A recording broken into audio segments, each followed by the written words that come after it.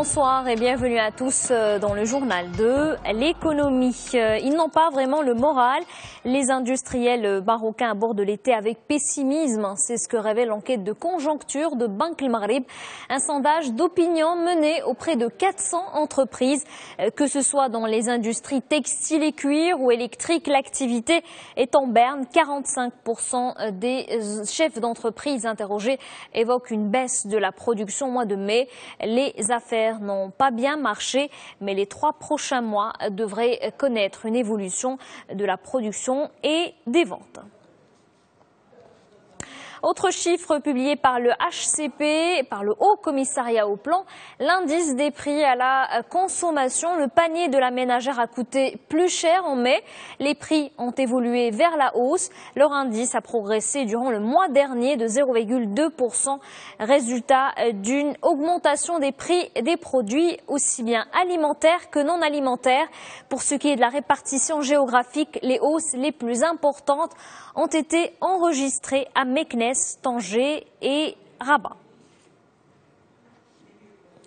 Un mot de tourisme maintenant. Marrakech est de nouveau dans le haut du palmarès africain.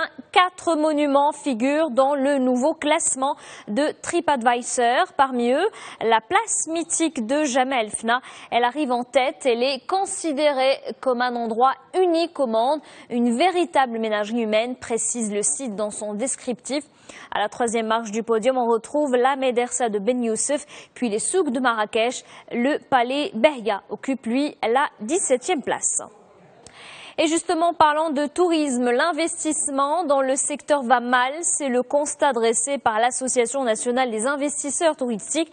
Elle déplore qu'un climat de non-confiance se soit installé ces dernières années entre les banques et le secteur, et ce, pour plusieurs raisons.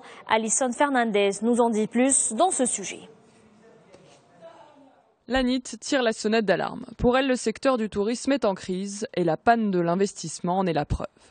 En effet, seulement 10% des 24 milliards de dirhams promis par les banques dans le cadre de la Vision 2020 ont été engagés sur les 4 à 5 dernières années. D'une part, le tourisme national n'attire plus d'investisseurs. Et d'autre part, les investisseurs déjà présents pourraient se désengager dans les prochaines années.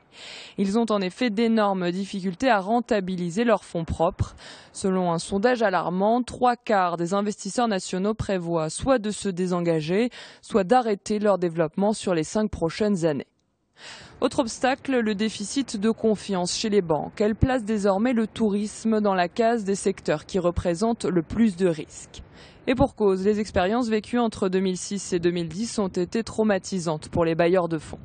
Sur les 18 milliards de dirhams d'encours des crédits bancaires octroyés au secteur, 40% ont connu des retards de remboursement ou des difficultés. Ce chiffre est 2,5 fois supérieur à celui des autres secteurs.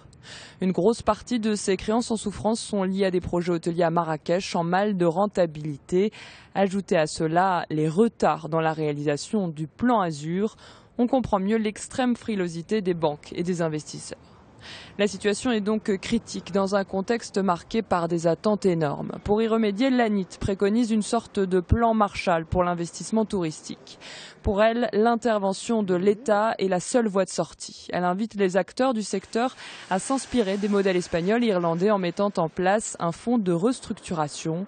Il permettrait de relancer les projets structurants aujourd'hui au point mort, comme le plan Azur, et de racheter les créances actuelles.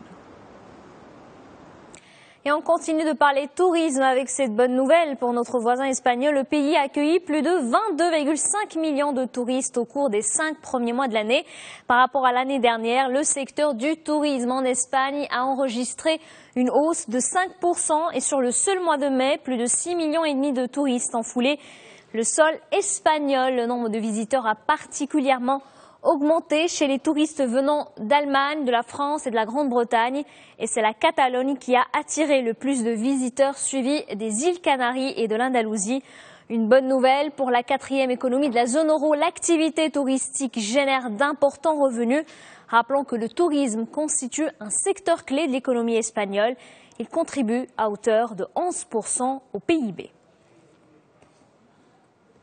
Voilà pour l'actualité économique. Notre édition se termine ici. Très bonne soirée à tous sur notre antenne.